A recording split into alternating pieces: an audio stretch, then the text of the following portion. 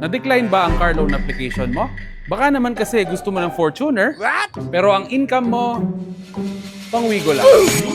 What is up guys? Louie Castro TV here. Today, i-explain ko sa inyo ang top 5 reasons kung bakit nadidecline ang car loan application nyo. Number 1, hindi tugma ang income mo sa unit na gusto mong hulugan. For example, 25,000 ang income mo, pero ang huhulugan mo, 30,000.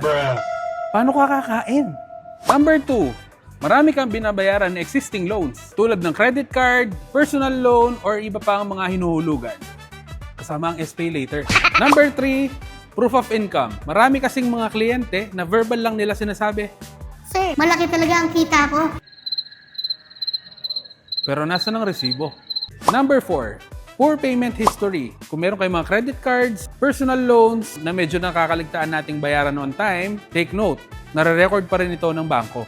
Number 5, requirements. Maganda nga ang iyong trabaho, maganda ang iyong business, maganda ang iyong income, nakapag-fill out ka na ng application form, tapos sasabihin mo, Sir, wala pa bang approval? pare, asa na requirements? Pero seriously, kapag na-decline ka, hindi ibig sabihin na hindi ka na makakakuha ng sasakyan. Alamin muna kung ano yung reason, then talk to your sales agent kung ano pa ang iyong ibang options.